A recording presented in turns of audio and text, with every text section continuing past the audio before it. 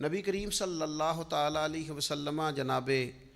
بلال حبشی رضی اللہ تعالیٰ عنہ کے قریب سے گزرے تو حضرت بلال کو امیہ بن خلف سخت سزائیں دے رہا تھا،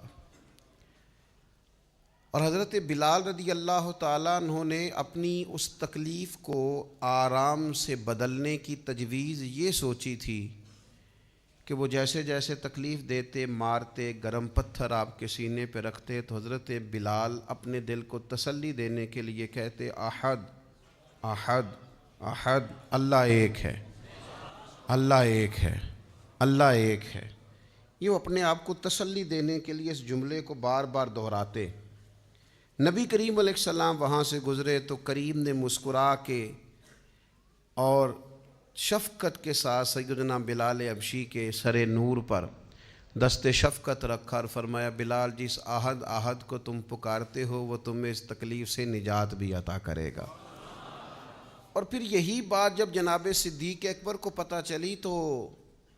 ڈھیر سارا مال لے کر، بلکہ مفسرین نے لکھا ہے آدھا کلو سونا لے کر، آدھا کلو سونا، کمر اچھا ہے فلک پہ نہ ہلال اچھا ہے، نظر بھی نہ ہو تو دونوں سے بلال اچھا ہے،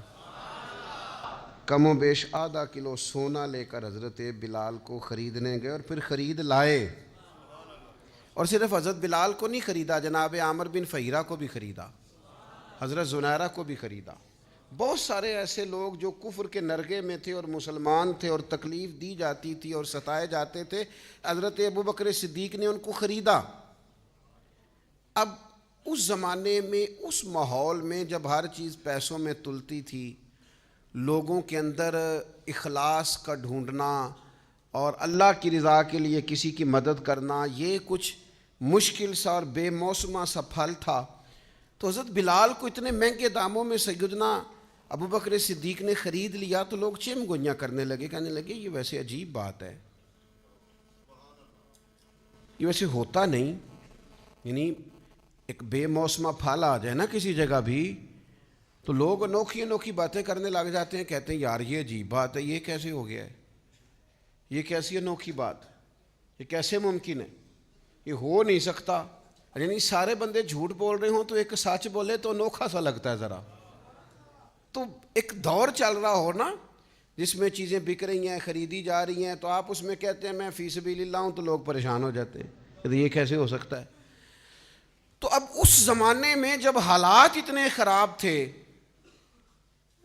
کہ لوگ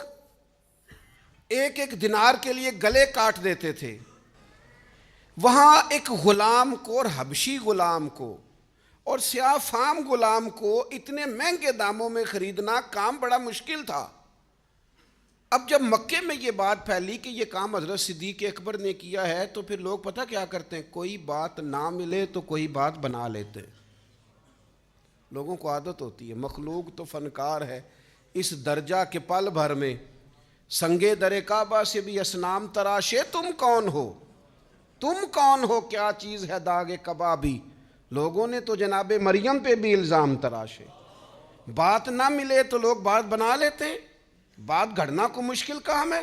اتنی سونی گھڑتے ہیں کہ لگتا ہے کہ یہ جھوٹ ہے ہی نہیں، سچ ہے۔